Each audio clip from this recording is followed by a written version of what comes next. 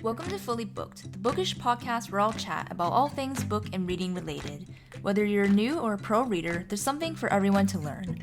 I'm here to help you on your reading journey and find that next great read that will keep you fully booked.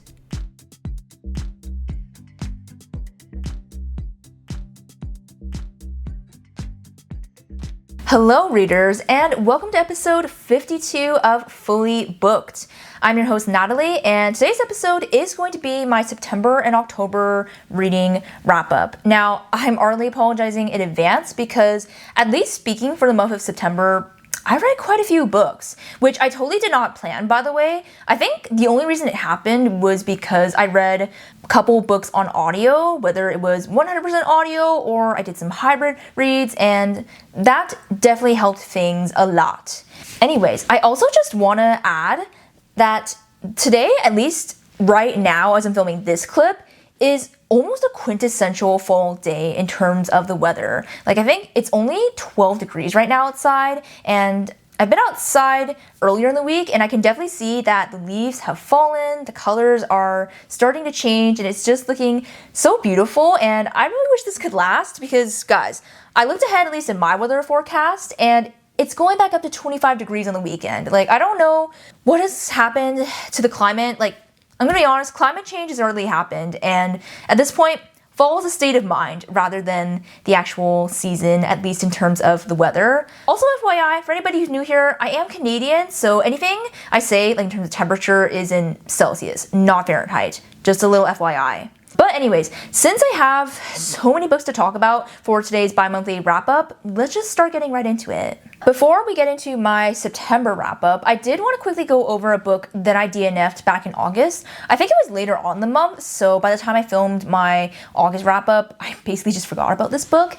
And unfortunately, that was Time of Your Life by Jessa Hastings, which is her newest release this year. I think I actually put this book on my August TBR, and it was one of the ones that I was really excited to get to. And it also ended up being the biggest disappointment with that.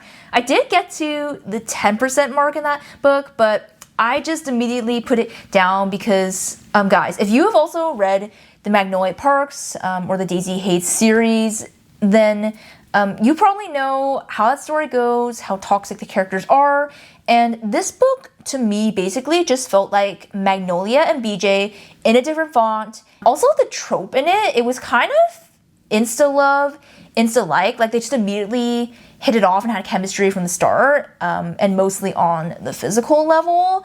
So I just was really not enjoying it that much. I will say, if you're a diehard Jessa Hastings fan and you will eat up anything she writes, then you probably will still like this book. Personally, if you found some parts annoying of Magnolia Parks, I would just skip this one. Anyways, let's actually start diving into September, and let's start with the monthly stats. So as I mentioned, I read a lot of books, and guys, for the month of September, I completed a total of 14 books, which again, total accident.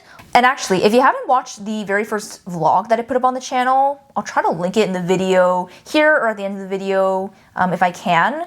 You would have seen that I already hit my reading goal for 2025. And actually, at the time that I'm literally filming this right now, I've already read 86 books, I believe. So we already have less than 20 books until I reach 100, which I feel like at this rate, it's probably going to be doable to reach 100 books by the end of this year. But anyways, continuing on, I did read 2 out of 6 of my September TBR, and I'll try to put those titles up on the screen because you guys have probably realized I have been very inconsistent when it comes to posting my monthly TBRs, or actually hopefuls, I was calling it earlier on in the year. Yeah, consistency is definitely something we're trying to fix even for the rest of this year. I really do want to try and get in the cycle of posting, just so you guys can actually see what I plan to read and what actually ends up happening. But on the flip side, I did read 4 books from my full TBR in September, which totally makes sense because a lot of my books, I think except for Starling House, I feel like all the books in my full TBR this year were very cozy, whether they were a cozy small town romance or a cozy witchy fantasy. And lastly, we had no DNFs. So the first book that I completed in September was Never Lie by Frida McFadden, which I ended up rating 3.75 stars. Somewhat better than the last couple of books that I picked up by her, but guys, if I'm gonna be completely honest, likewise to other authors like Colleen Hoover that I read earlier on in my journey and I really enjoyed them at that time, I'm just realizing, or still continuing to realize, that I just need a little more when it comes to my thriller books now. Like, I need a little more meat and substance to chew on as a reader, and Frida McFadden is just not really giving me that anymore with her books, which is totally fine. Different types of books come and go throughout the seasons of our life, or rather our reading journeys, and that just happens naturally. To go into this one a little bit further, we do center on this newlywed couple, Trisha and Ethan, who are looking to buy a house, and they come upon this very remote manor, like this huge estate that is owned by a Dr. Adrian Hale, who mysteriously vanished 4 years ago, and no one knows even what exactly happened to her. And so Ethan and Trisha go to this house, and they get stuck in the house because there is a giant snowstorm. Obviously, it's in a remote location, and they can't get back to the city, so they're stuck there. And then wandering around the house, our FMC Trisha comes across a bunch of these cassette tapes of these like recorded sessions because Dr. Adrian was a psychiatrist and did counseling, and so she had tapes of all these sessions with her patients. So she's going through listening to all these tapes and slowly learning about Dr. Adrian's past, what actually happened leading up to her disappearance. And of course, what she hears in the tapes is rather frightening, and it makes her start to question everything in terms of the house that they're stuck in, as well as questioning Ethan, her new husband. And yeah, and there's just all this other creepy stuff kind of going on in the background as well. I will say, because of the snowstorm element, I would highly recommend that you save this book for the winter months. It's definitely a great read if you're staying in on a cold, snowy day or night and you just want something quick to pick up. But yeah, guys, I honestly don't have much to say about this because I don't even remember at this point what exactly happened. I do vaguely remember who was involved because I remember the plot twist not surprising me that much by the time I got near the end of the book. Like I said, there's just not as much that stands out in Frida's books to me anymore. I would definitely say this is probably a good book if you're a little earlier on your journey, or maybe if you're just getting into the thriller genre still. But if you're like me and you're a little more experienced, even within the thriller genre, then this one is kind of a meh for me. And then the next book I read in September was The Dead Romantics by Ashley Poston. This was one of the books on my fall TBR, and you guys probably already heard me gush a little bit about this book when I filmed my fall TBR video, because I'd actually already finished it by the time I was filming that, and you probably already know that this is going to be a good one. And I did end up rating this one 4.5 stars, and I gave it a 2.25 spice rating because there was a little bit of spice, but it was still pretty minimal in my opinion. Honestly, I will read every single romance book that she writes. Like, they are just so good. And I was a little worried for this one because I believe this is the first ever adult magical realism romance that she published. And so I figured that the writing style might not be as evolved and rich, just as some of the more recent stuff. But this one just did not disappoint. Like, the writing style was still the signature Ashley Poston style that I've been used to having read all of her adult romance books. It just gave me so much more than just a romance. I will say this book technically takes place mostly over spring. It's actually not really a fall book, but I feel like her books can make for good reads in the fall, but I feel like you could read them any time of year. But just in case, if you don't know, this book is about a woman named Florence Day, who is a ghostwriter, and she's kind of struggling in her career right now, but she kind of gets a bit of a break when she gets this unexpected call to go back to her hometown and bury her father. That is in the book description, by the way, online. That's not a spoiler.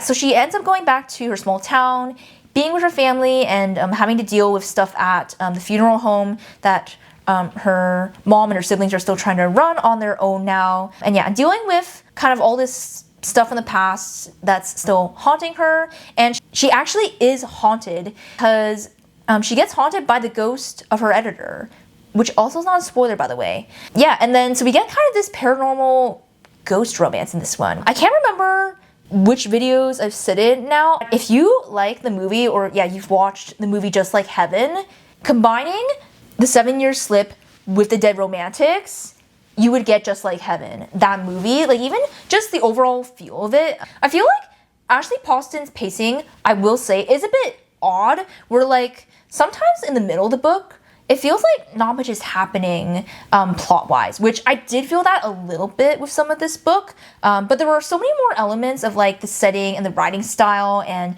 the way she talked and unpacked grief in this book that still kept me captivated as a reader. Yeah, some people might not like some of the slowness of her books, but I can appreciate all the other stuff personally.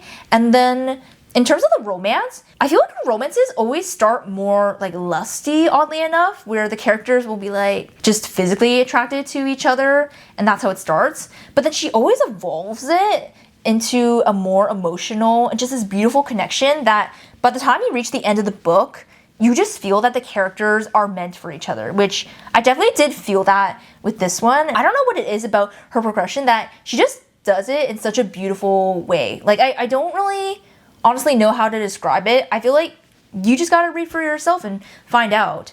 And I'm gonna be honest, I think 7 Year Slip is still my favorite book by her so far. I want to do a reread at some point and like confirm that.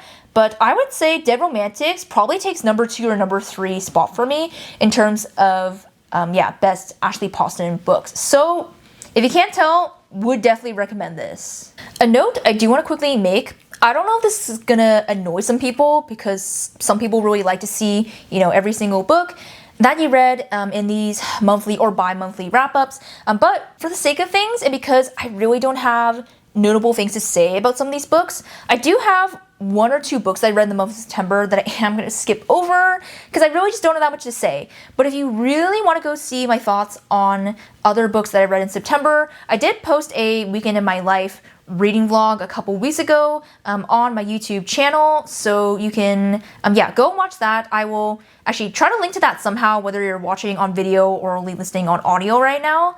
But yeah, if you really want to see everything I read, go and watch that video.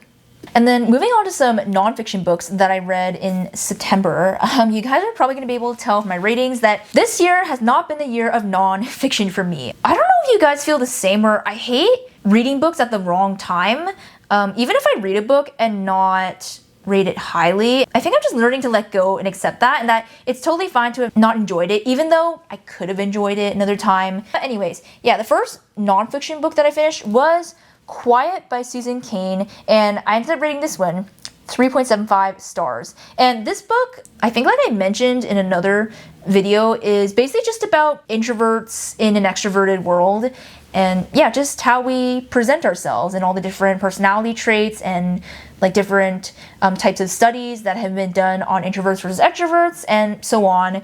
I almost don't want to talk about this book too much because I think I've mentioned it in like several different videos now because it took me so long to read this book. I'm pretty sure I might have started reading this book in July and then I didn't even finish it till September. So it took me quite a long time to finish because I just, again, was not in the mood for this type of nonfiction book. And I'm gonna be honest, this was actually not a bad book. The writing style was very good. There was lots of evidence, again, in terms of case studies. If I'm gonna be honest, I just felt everything was presented a little binary because from my understanding, there's like a spectrum of introvertedness to extrovertedness, and there's also like ambiverts are somewhere right in the middle. And I felt like she basically presented people as either just introverts or just extroverts, which I don't know. I didn't really enjoy. It didn't feel completely nuanced to me, which is strange because there were so many different case studies presented in this book that I just feel like it would have been interesting to show case studies done on the spectrum of introverted and extrovertedness, because I think that's just a more realistic representation in what you encounter in everyday life. Another thing too, like you can clearly tell she says it, multiple times in the book, that she herself, the author, is an introvert, and it just felt like she was vying more or uplifting like more the qualities of an introverted person, and like saying that extroverts should like try to adopt more introverted qualities, and not exactly bashing extroverts, but it felt almost biased to me, which is funny because I felt kind of good about myself being an introvert and reading this. I think something I've learned as I've gotten older is that like it's okay, and it doesn't honestly matter sometimes even whether you're an introvert or an extrovert or an ambivert or, like I said, anywhere in between. It's really just about how you choose to show up and present yourself in everyday life and certain situations. And yeah, you don't have to like limit yourself that you're only ever going to be an introvert or an extrovert or like whatnot, or yeah, even just certain qualities that come with those identities. I feel like this book, it's strange because this book is not that old. I think it was published in like 2011, I want to say, but I don't know. Maybe like to me, some of the data just felt a little bit outdated, and there's just so much representation that could have been included. That was my take, at least. I would say that if you're studying psychology or something in the humanities, you probably will enjoy this a lot more. You probably also have more prior insight going into this book. I personally did not. I think I'm kind of iffy on whether I would recommend this to people, which is very sad because this was a book that was sitting on my TBR for a while that I really wanted to get to, and it didn't exactly live up to what I thought it was going to be. Similarly, I then picked up The Anxious Generation by Jonathan Haidt, which that is how you say his last name according to his website, by the way.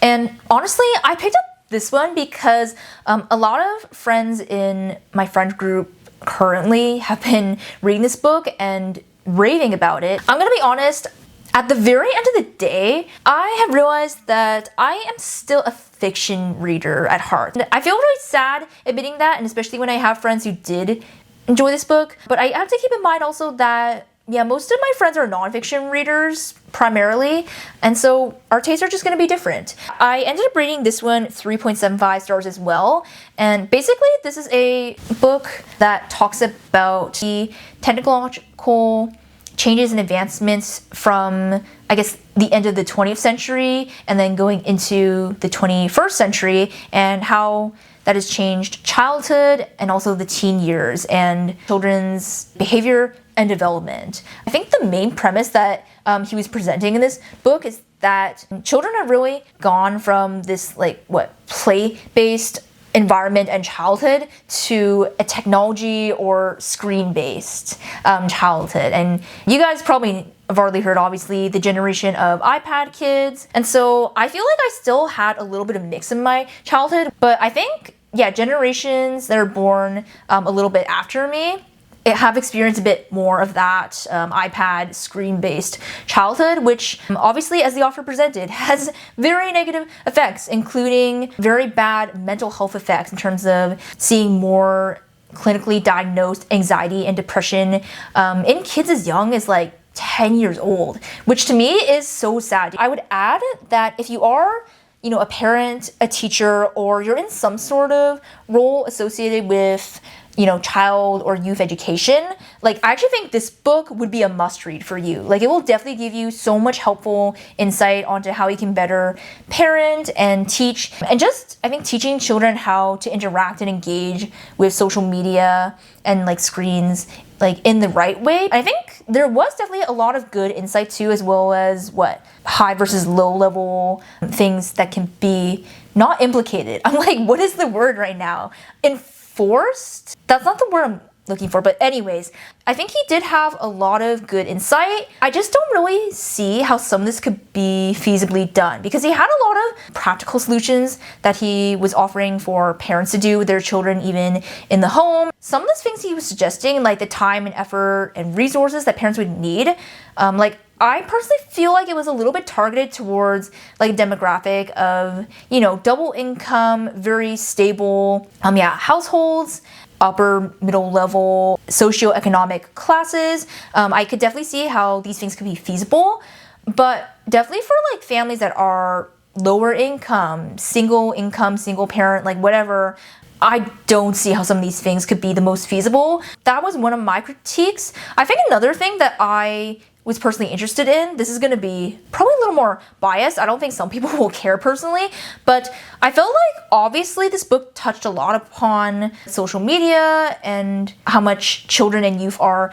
consuming online, but it didn't really talk about the implications of being a child or youth content creator. And I think how technology and social media has shaped children's lives on the creator's side could have been something interesting to explore that just was not touched upon at all. And again, I'm probably being biased because I am a content creator now, so content creation is just something that is very much on my mind. But seeing as content creation is getting a little more prevalent in the lives of youth, again, over the past couple of decades, I feel like this was something that could have been explored. I think for me, there were just a couple things missing from it. Not to mention that there were some things he said that I felt a little attacked. Again, being an older Gen Z, and I'm having gone through some of this era myself. Again, I think if you're in one of those groups that I mentioned before related to, child education or whatnot, you'll find this book insightful. But if you're not, then I am not sure I would recommend this book. The next book that I read in September was Pumpkin Spice and Everything Nice by Katie Cicatelli Kook. I'm sorry, I probably just butchered this author's last name. This is a YA romance set in a small town. Emphasis that the romance was a very minor subplot in my opinion. We are set in this small town called Briar Glen. I think it's supposed to be in Connecticut or something. We basically focus on our FMC Lucy, who is 16 and spends most of her days helping her mom run their local coffee shop, Couple Joe. And everything's going fine until one day a huge chain opens up a store literally right across the street from them, which drives some of their business away. And then so she's basically trying to come up with new drinks to, keep customers coming to their local coffee shop. And it just so happens that she, of course, is trying to concoct the perfect pumpkin spice latte, because what other drink is perfect for fall, as we all know. But it's also ironic because she actually hates pumpkin spice lattes, and it also happens that the other coffee shop owner's son is the new boy in town who she kind of unknowingly has a crush on, and of course they go to school together and see each other every day. And I'm gonna be honest, I feel like I pretty much already told you 90% of what happens in the book just from that little summary alone. This book is purely for the small town and fall vibes.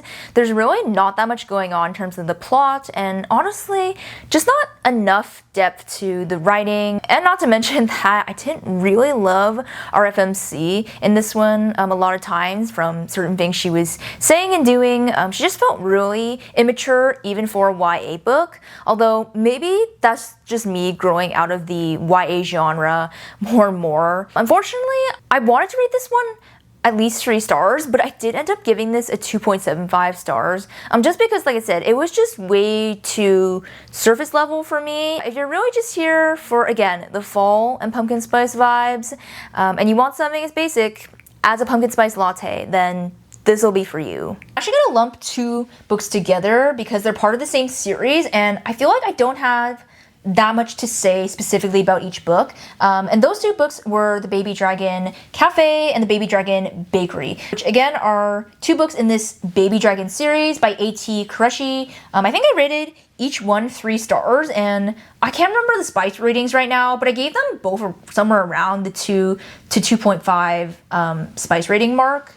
To get into it a little bit, the first book basically focuses on the Baby Dragon Cafe owner, Saphira, who, as the title suggests, runs a cafe that allows baby dragons in it.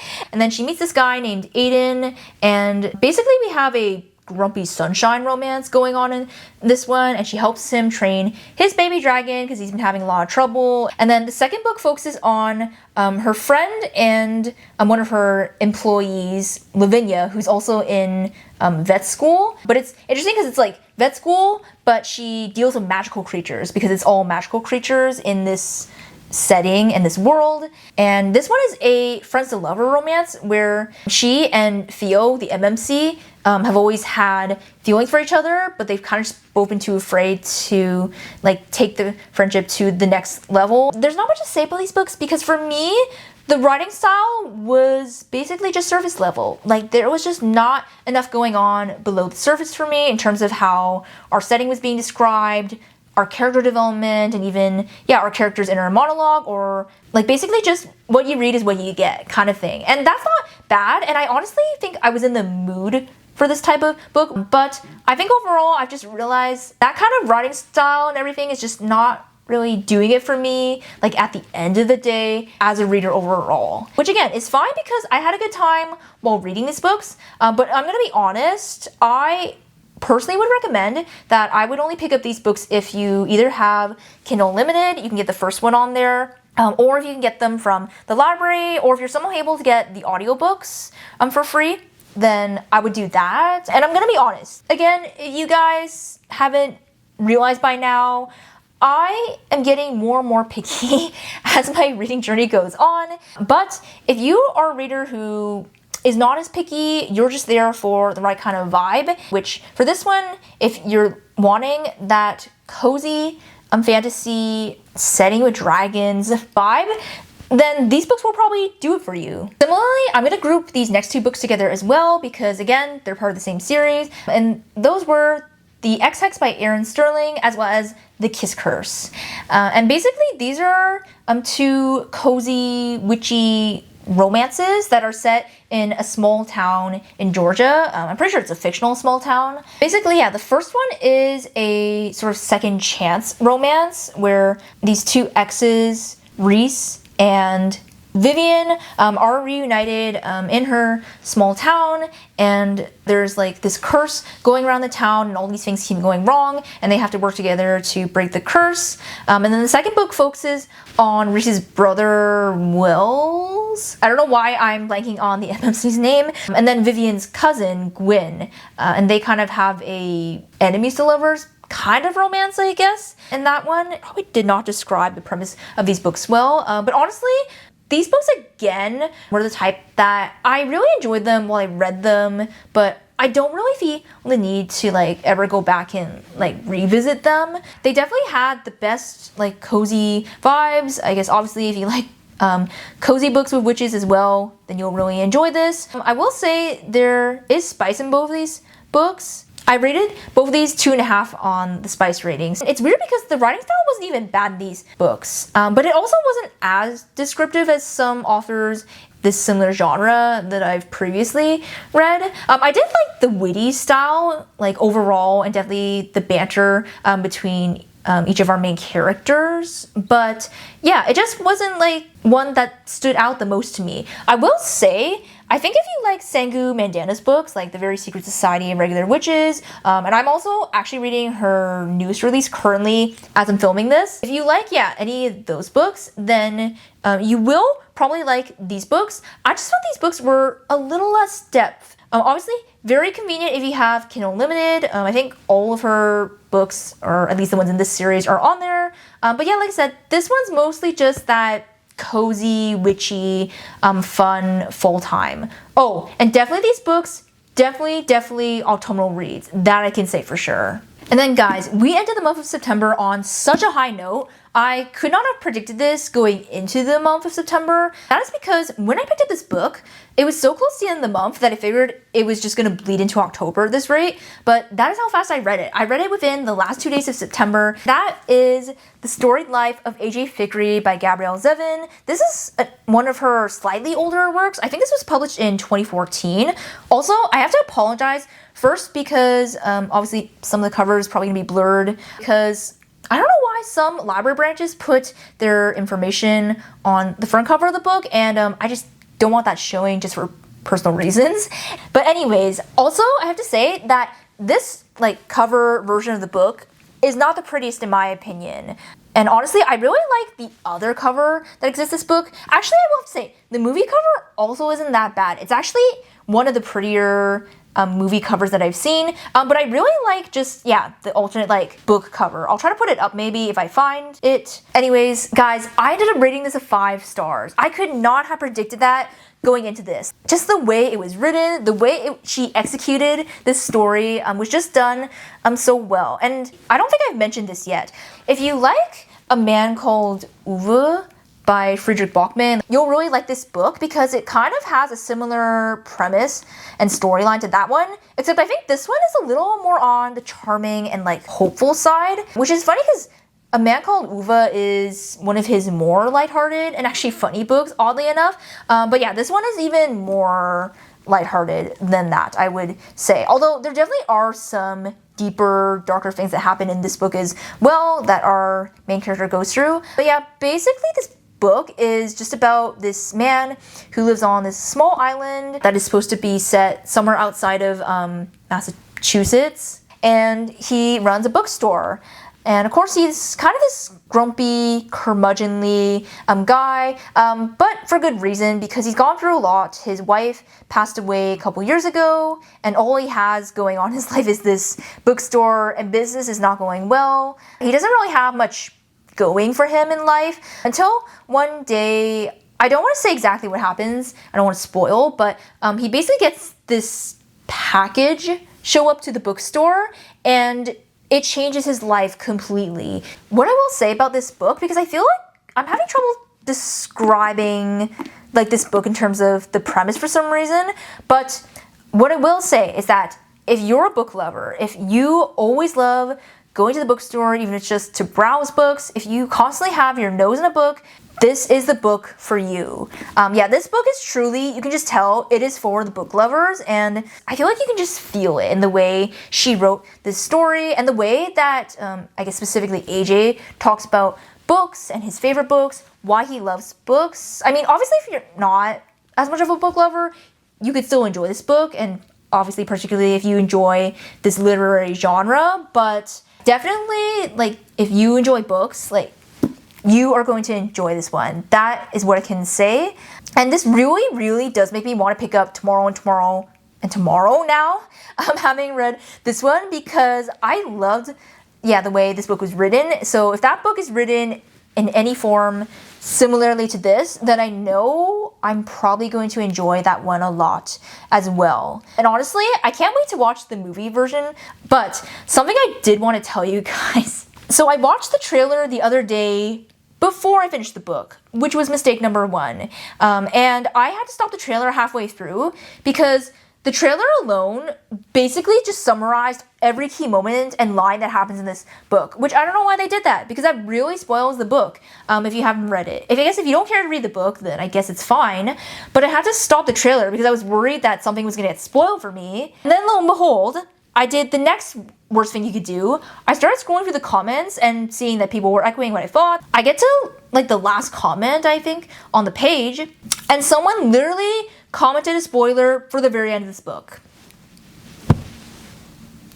And I was like, why would you do that? Why would you put that in a public comment where people can see? If you guys are only listening on audio, you can probably hear at least my frustration, but you can probably see the frustration that I have with that if you're watching right now too. And just a little note out there to everyone, if you're going to comment on someone's video or a movie trailer, whatever it is for a book, like, do not write spoilers. You know, there could be someone out there who hasn't read the book or watched the movie and you just spoiled it. So unfortunately, this is yet another book where I found out a major spoiler, and I'm just like, I really need to just not go online when I'm in the middle of reading a book. That's what I really just need to start doing. Oddly enough, it didn't take away from my experience of the book and the experience of the ending, but it just would have been probably a little bit more impactful if I hadn't known that particular thing. And obviously, I'm not going to spoil it for you guys, but like, obviously, this being a 5-star read for me, I'm going to recommend this book to people. Then I think other than that, if you do like literary novels with more lighthearted, more hopeful stories, particularly if you like a second chance in life, just good kind of feeling story overall with like very witty, kind of whimsical like writing style, then I think definitely this is the book for you.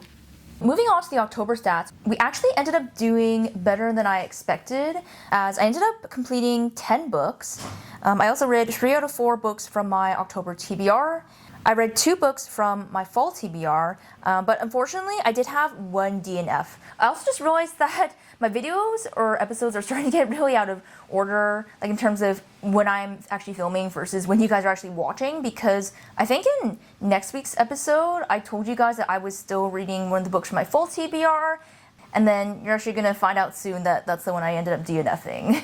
Also, I don't know what it is about the last few months of the year, like the last 3 to 4 months or so, where I really start to sprint towards seeing how many books I can finish. Because if you guys keep up with like my Goodreads or my Fable, you can probably see that I'm getting close to the 100 book mark, and at this rate I'm definitely going to hit it at some point before the year ends, but it's now just a matter of like how fast I will get there. Unfortunately, like I was just talking about in that last clip, the book that I ended up DNFing in the month of October was Starling House by Alex E. Harrow. And it's such a shame because I got almost halfway into this book before DNFing, and I actually was telling the truth to you guys when I talked about this book in next week's episode, technically, where I was enjoying it up to the point that I DNF'd, or at the least I was intrigued enough to want to finish the book. But then, actually, let's just say I got to a weird romantic moment that happened, and that kind of just solidified my decision to put this book down. Yeah, there were just so many weird moments and scenes written to this book that just didn't really fit the overall vibe that I feel like this book was trying to go for, which I feel like this book is supposed to be more of a gothic mystery, but then there'd also be like weird scenes and interactions, like even other slightly odd romantic moments that just did not fit this story at all, and I don't really know why we were putting those in. And then also the FMC and the way she was narrating events as they were happening, she just wasn't taking things seriously that I feel like she should have been a little more, and I don't know, that tone just kind of took me out of the story a little bit for some reason. Another thing is that I also got to a very scary moment in this book, like something like actually creepy started happening, and I got a little spooked after I put the book down, and I had a little bit of trouble, I feel like, going to sleep that night after I read that, and I was like, if this is how the book is going to go and there's going to be more of these scary things come up, I'm not sure if I want to finish, unfortunately.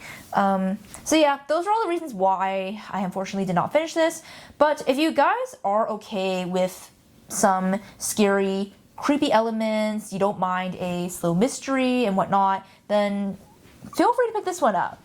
Also, I just want to quickly apologize to whoever's watching on video for the lighting changes that are probably going to be happening between clips. Obviously, I'm not filming all of this on the same day, so that's just something that's going to be happening. But anyways, let's actually dive into all of the books that I read in October, starting with Love and Lattes at Pumpkin Hollow by Victoria Walters. This is another full small town romance that I just happened to pick up as an audio read. And honestly, this one truly did have the very quintessential Hallmark rom-com vibes, if you guys know what I mean. And our premise was pretty simple in this one, where we're focused on our FMC Willow, who runs her family farm with her father, but they don't have all the funds to kind of keep the farm running all year round. So her father is thinking about selling to this big property group who basically just wants to buy the farm for the land. And of course, Willow is refusing to let that happen. She really wants to make things work. And so she comes up with this scheme to start a pumpkin patch on the farm and run that through the fall season in order to gain more business and get their sales up. And then for some reason, which I still do not even understand how after having finished this entire book, the property consultant who comes to visit their farm decides to stick around in the small town and help Willow over the next couple weeks with getting the pumpkin patch up and running.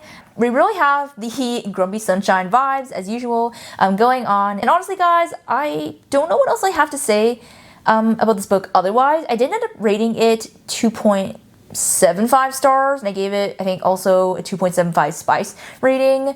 I feel like these fall seasonal books actually can be done pretty well. I definitely don't have anything against fall books that are incorporating these elements, even like Gilmore Girls, like very cute small town, running a pumpkin patch on a farm. Like, I actually think they can be done fine. I think the issue is just that the copy-paste situation is real, not only in the romantasy genre now, but even in some of the other romance subgenres, and especially with these seasonal books where like they're kind of just all taking the exact same elements and just throwing them and, you know, certain tropes and just trying to combine them together to make a super cute seasonal read, which that is what is being achieved. Like, these books are, and this book again is a super cute fall seasonal read. But the problem is there's just nothing beyond that to grasp onto. Like, I didn't hate, but I also didn't love any of our characters in this book. There's also some interesting scenes with whipped cream going on in this book that kind of made me cringe personally.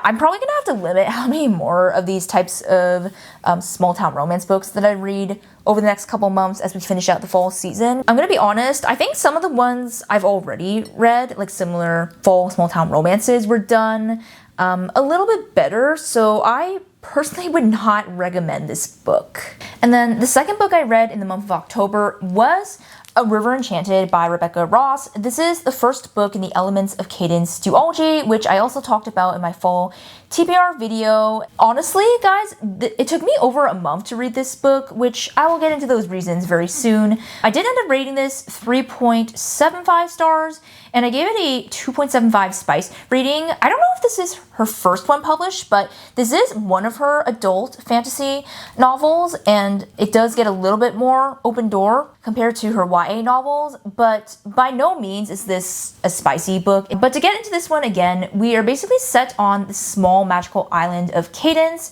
which FYI guys, I think I mistakenly said either in my full TBR or another video that this book, this series, is related to the Letters of Enchantment duology. From further research that I've done, that is false. These books are not related. I don't know where I got that from. And our MMC, Jack, basically gets called back from the mainland where he is studying. He gets called back by the soon-to-be new leader of the clan Adara, who enlists his help in solving this mystery of these girls that are vanishing from the island, and they don't know who or what is taking them. And Jack is also a bard, which in this magical setting gives him the ability to basically play and harness music to be able to call on spirits in the spirit realm. And honestly, I can't really say much more than that because I feel like I'm gonna give away too much of the plot in the world. Guys, I really have to say, you guys already know, Rebecca Ross has become a new favorite fantasy author of mine this year, probably because while her books do have like some high stakes in the plot still, there's something about the way she writes it that just feels very beautiful and cozy. It also felt very haunting at times because we had a lot of, again, interactions going on with between the mortal and the spirit realm in this story. And yeah, there's just something that she just does so beautifully in her books that she's just able to bring out the best detail in the setting, and it's just very atmospheric, which I feel like I enjoy that kind of writing in any genre. I'm always going to read any book by her, which is why I picked this up. But if I'm going to be honest, compared to the other books that I've read by her so far, this one's probably my least favorite. I just felt like there wasn't enough fleshed out at times in this book in terms of the world and the world building, which maybe the second book is going to remedy that and we are going to get into more detail. But yeah, I just felt like I was kind of going along with things at some points in the book and didn't necessarily understand, you know, all the detail and the lore. And if I'm going to be honest, this book was just way too slow. Like, honestly, the first half to 2/3 of this book, I was totally in it for the vibes, but the plot itself, I was like, I've read how many pages and like, what is even going on? And at this rate, I'm still invested enough that I want to just continue into the second book and find out what else is going to happen in this world. But for some reason, the world, the characters were not hooking me in enough compared to, again, the other novels that I've read. I just didn't feel as invested as well into our FMC and MMC and their romance. I don't know what it is about some of the tropes or the way Rebecca Ross executes like certain, you know, romantasy, fantasy tropes that don't quite keep me gripped. And in this one, they're kind of like in this weird prior, I want to say rivals to lovers trope, where like they were kind of rivals in their childhood, and then we watch them fall in love as adults in this story. And I don't know, I just wasn't sold on their romance and their connection, even though it was pretty clear that they were like really meant for each other, even by the end of this story. I don't know how many other people found the same thing. I think definitely for sure if you like, you know, all the lore, beautiful atmospheric writing, and also if you like books with like kind of a Celtic or Gaelic like cultural vibe and influences, then you'll like this book still. But yeah, just a warning that like you really gotta get deep into this book before things really start happening. But if you can bear with that, and again, you can enjoy all the other elements that I mentioned, then I would definitely pick this one up still. And then next book I want to talk about, which was originally on my September TBR, but I kind of let it bleed into October, is A Witch's Guide to Magical Innkeeping by Sangu Mandana. This is the same author that wrote The Very Secret Society of Irregular Witches, which I did read last year as well. And this is her newest cozy witchy fantasy release, which actually just came out in July this year. A note that this one is basically a standalone, though we don't follow any of the main characters from the Very Secret Society, but I believe we are set in pretty much the same world where witches do exist and can perform magic all across the world, and there are these secret guilds and organizations that unite all the witches in this said world. And I have to say right off the bat, if you read and enjoyed The Very Secret Society, you're definitely going to enjoy this book as well. Not to mention there are extra elements in this book, like the talking animals, that just made it so much more enjoyable, at least for me. But yeah, I did end up rating this one 4 stars, and I gave it a 2.25 to 0.5 spice rating. But basically in this one, we follow our FMC, Sarah Swan, who is basically one of the most powerful young witches in the country in Britain. But unfortunately, due to a certain spell that she casts one day, it basically drains all of her power. Jumping forward to where we are in the present, she's basically living as this powerless witch, or she can only do very simple magic. And yeah, she's forced to live and run this inn with her great aunt Jasmine, and that's pretty much her life until one of the main characters comes across this spell that could help her restore her magic. But the only problem is they need certain like magical elements and materials in order to actually cast the spell, which they don't know where to find these said items. So we basically just follow her on this journey of, yeah, trying to restore her power, and the rest of the inn members, as well as a historian from the guild, Luke, comes to visit and helps her with trying to figure out how to cast this spell and get her magic back. I will say, I think what I really like about Sangu Mandana's novels, or at least the ones I've read so far, are that she's just a very good author all around, where I love her writing style. She's very good at seasonal descriptions and describing the change in seasons in her novels. She's also really good at writing some more emotional depth into each of her main characters, as well as the themes that she puts into each of her books on found family. And in this one, the themes of, I feel like, rebuilding your identity and finding your own voice were very strongly emphasized, especially with our FMC Sarah. I feel like she just built and touched on that a lot throughout this whole story, and there was just a bit more to it than just even the plot itself or kind of the cozy feel of this book. I will say though that if you're not into the cozy fantasy genre that much, you might find her books a little bit boring, because I would say they are pretty similar overall in terms of the themes and the setting, obviously the presence of witches in her stories. I personally like all those elements and the way she blends them together, so I really enjoy her books and don't mind, but that's just a note there. Also, her books are a little bit open door, so that's another warning there. Definitely, if you like your cozy fantasies with, you know, also a little bit of depth and some good like found family themes in them, then I'd highly recommend this book. The next one, which is a pretty fun one I'm excited to talk about, is Not Quite Dead Yet by Holly Jackson. Another new release. Mainly interested in this one for 2 reasons. Again, because it was her first adult novel, or all of her other ones are YA. Also because the only other book I've actually picked up by her so far is 5 Survive. Surprisingly, I still haven't read A Good Girl's Guide to Murder. It was also my Fable Online Book Club's October pick, so I really just wanted to join in on the fun since I was kind of craving a bit of a palate cleanser and a good mystery thriller, which this one definitely delivered on. I did end up rating it a solid 4 stars. We're basically following our FMC Jet, who is back in her hometown. Unfortunately, she gets brutally attacked on the night of Halloween, and while she survives, unfortunately, due to the injuries sustained during the attack, the doctors predict that she's going to have a fatal aneurysm in about 1 week's time, so 7 days. And in this little time that she has left, she basically decides that she wants to solve her own murder and find out who was trying to kill her. And we go on this journey of solving the mystery with her and her childhood friend Billy as they try to, put all the puzzle pieces together, questioning people in the town.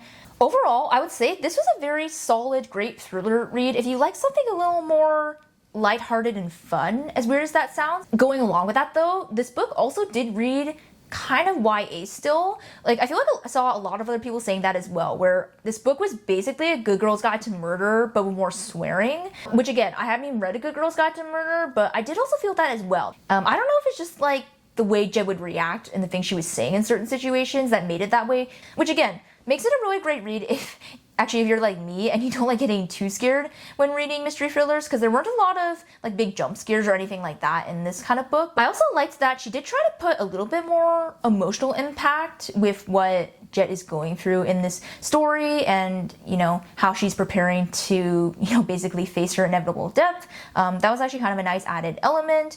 The pacing was also very steady throughout this book. I was pretty hooked on the twists and turns that she was putting us on. I will say the plot twist wasn't a total surprise. I didn't predict it and I was still surprised.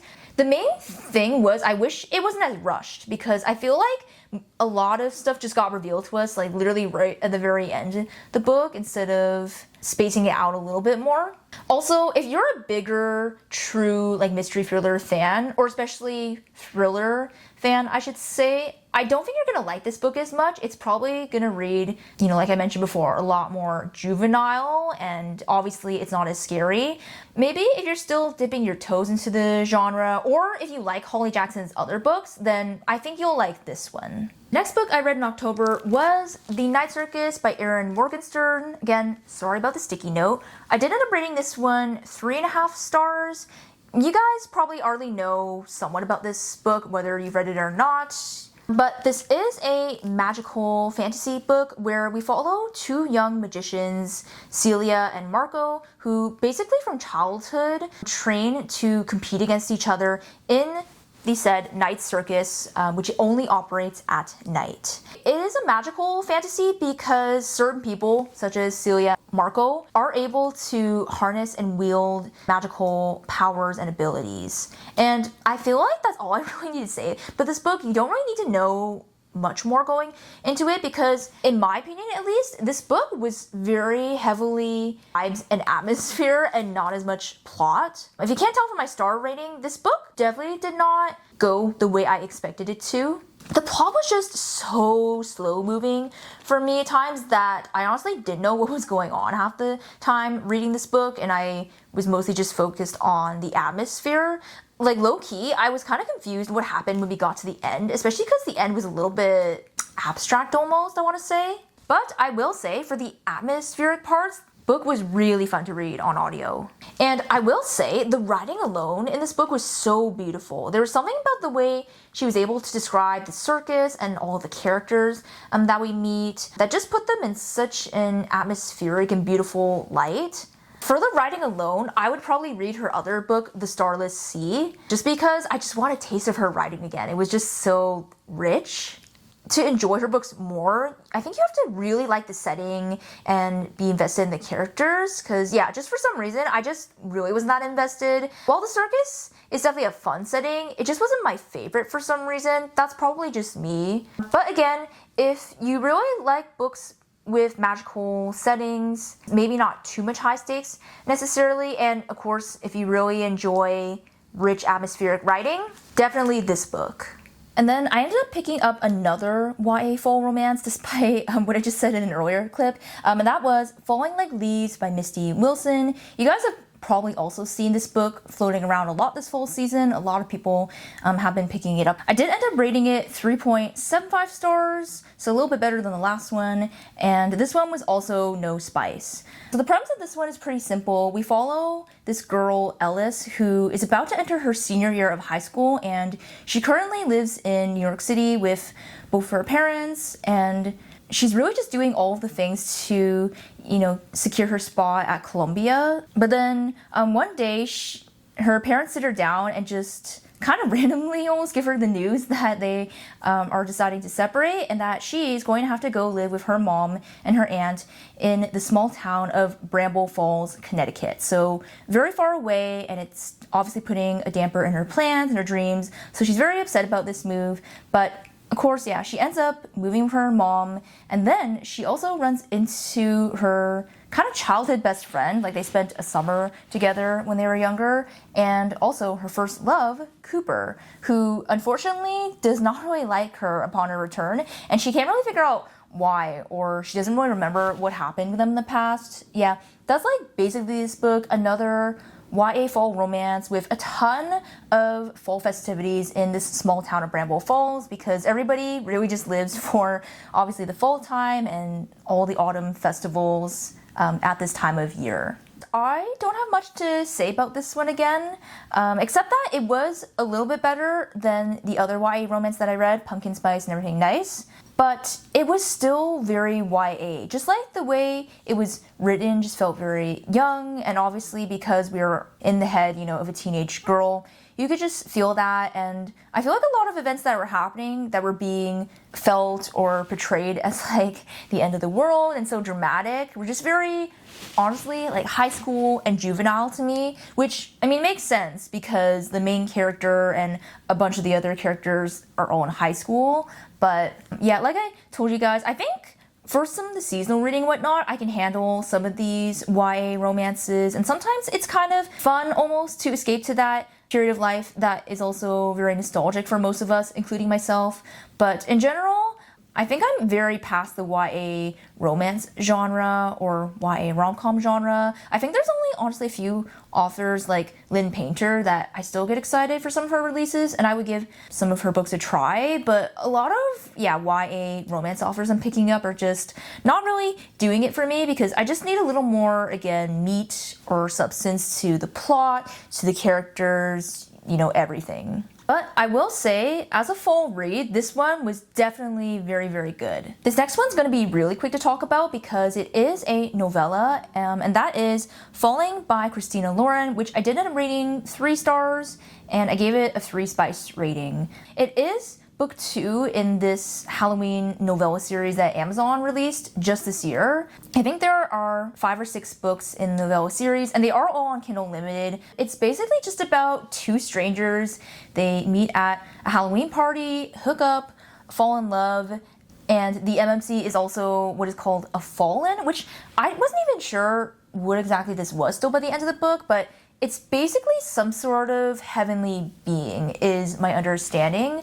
But the reason he's still on Earth is because he's basically been cursed to roam around until he finds the one. I don't really have much to say. Obviously, this book was a bit too spicy for my preference. I mainly just picked up this one because I wanted something like super fast to read in between, I think, another book that I finished that was very, heavy and immersive.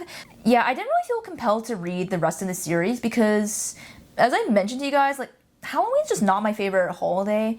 I also technically tried to read the first one in this series, which was The Hoffer Slayer by Allie Hazelwood, which was like a vampire slayer romance. I really could not do it. I don't know why the descriptions of like craving blood in vampire books kind of grosses me out. Like, anytime the character just starts to talk about that and the sensations and that feeling, I have to put the book down. Like, I actually start to get grossed out even reading a couple pages into that novella, that is like probably the main reason why I can't do the vampire books. Like, I feel like a lot of the other elements of vampire books don't necessarily bother me. It's mainly thinking about the character like craving or actually physically eating someone's blood. That just, I can't do it. I don't know if this is just me or if anyone finds this too. Now the next 2 books I'm going to talk about definitely ended up being surprise reads of the month because, again, after finishing some of the books that I did earlier in the month, I was really starting to crave a rom-com and actually, I guess, a little story to give context. I ended up rewatching You've Got Mail, which, by the way, is such a quintessential fall in New York City movie, and I ended up enjoying it a lot more the second time around, and I actually think it bumped up a spot in terms of my favorite like Nora Ephron rom-com movies. And so I ended up picking up To Sir with Love by Lauren Lane, and this book ended up delivering on exactly that. I gave it 4 stars, and surprisingly, this was an adult, no spice book where all they did was basically kiss and nothing else happened. This one was as closed door as you can get. And this one is also such a close retelling of You've Got Mail. I guess, by the way, if you don't know what that is, I'm sorry. I'm just gonna spoil it now. It's basically where like the 2 characters know each other in real life and they don't like each other, but then they secretly are like writing to each other online and then falling in love with who they think is another person, but it's really the same person. And I don't know what it is about this trope that, I don't know, makes me kind of excited. This one really is a modern retelling where we follow our FMC Gracie Cooper, who runs her family-owned champagne shop. Well, it's also like a wine shop. They sell other types of alcohol and gifts and stuff, but she runs, this little shop in like, I think Midtown Manhattan, but in this day and age and economy, the business is threatening to go under, but Gracie is very determined. She doesn't want to just give up without a fight, and so she's putting in some last efforts to save the shop, despite the fact that Sebastian Andrews of this big Andrews Corporation really wants her to sell to them. Obviously, the 2 of them are like against each other. It's because he just wants her to sell and she's refusing to give up. And then at the same time, she's also been messaging this mystery man on this, it's called like Mystery Mate dating app where you don't see the other person's face.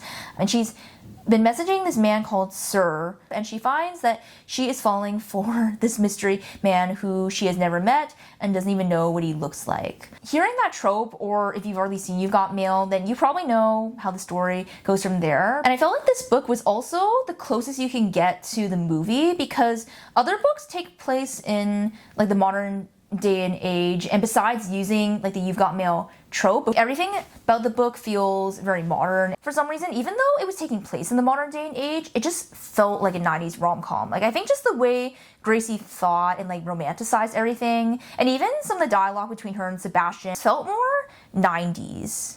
And it's funny because like there was even one scene or chapter in the very beginning that basically borrowed a line from the movie, where if you guys have seen the movie too, I think there's one time where they're in the shop and her coworker is asking Meg Ryan's main character if they've had cyber relations.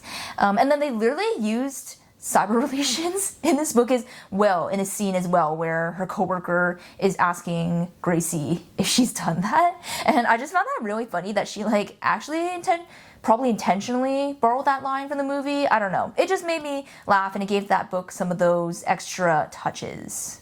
I don't know what it was about this book that was just so charming. Maybe it's just because I was in the exact right mood and it was the exact right time for me to pick up this book, because I feel like over the past couple months I've tried to pick up other rom-coms. They just haven't hit as much because I wasn't in that mood, but because I was so in the mood for just a pure rom-com, I wasn't necessarily looking for like all of the plot and the character development and like the intense visceral emotions that come with some of the more contemporary adult romances that I've been picking up. This book was just absolutely perfect. So definitely if you're like a more pure rom-com lover, or if that's what you're looking for, or if You've Got Mail is one of your favorite rom-coms, like trust me, this book is for you. And then the final read of October ended up being, again, kind of another surprise pick, but also going back to more of my roots of my emotional romance. And that book was Yours Truly by Abby Jimenez. Yes, I finally picked this book up, and I'm so glad I finally did. I did end up rating it 4.25 stars, and I did give it a 2 spice rating. I can already say right off the bat, I definitely see why this is most people's #1 favorite Abby Jimenez book. I think there were so many good elements that she included in this book, and also the writing was a bit better compared to some of her books that I've read.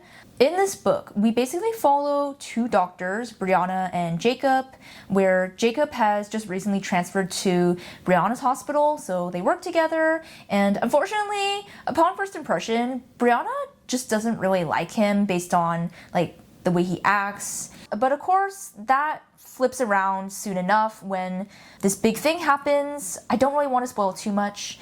But yeah, and they're kind of forced together into a fake dating situation. And then the story, as like most Abby Jimenez books goes, is like mostly them being together, especially because they're in a fake relationship. To start off, I do want to say I did really enjoy the first half to 2/3 of this book a lot. I feel like she wrote their romantic progression so well. I think especially the depiction and the way the two of them treat each other, even though they were technically in a fake relationship, was just so sweet. And I feel like there were so many good examples of how you can show up, be a good partner, how to compromise and accommodate. I just really liked all of these scenes that we were getting between them and moments, and I think it really went to show that even like little things you do or just putting in a little bit effort into relationship and your partner just goes such a long way to show your love and appreciation and just maintain a healthy relationship. Especially the way Brianna showed up and did things for Jacob, considering like his anxiety in like these everyday situations, was just really sweet to see. I do want to make one note though before we continue, and that I'm not trying to be overly critical or like whatever when I say this, but I will say that I know a lot of people like this book because of the depiction of anxiety in Jacob's character. While I did think this depiction was very good, and I'm sure a lot of people experience anxiety in like some of these broader ways, the way I personally experience anxiety is not the same as Jacob does in this book. My anxiety, of course, is more mild case. Like, I'm not clinically diagnosed, just so you guys know, but I definitely experience anxiety in like very specific situations and areas in my life, and not necessarily in like some of the broader ways that were being talked about in this book. So I feel like this depiction didn't really resonate as deeply with me. There were definitely some elements she wrote in like little things, like about even like watching comfort shows that she threw in that I could kind of relate to, but I think some of the ways he would like describe his feelings and like feelings of panic even in certain moments are not exactly how I've experienced. So take that as you will, and I'm sure for other people, like I said, probably resonated a lot more, but I guess it's just like I'm saying this because there are so many ways and probably like a spectrum that people, you know, experience anxiety on, and the way Jacob experienced anxiety is just not the way I have. Getting into the last third of this book, I really did not enjoy it, again, as much as like the first half to 2/3. Mainly because of the third act breakup that was written in here. Something that, let's just say, one of the main characters does.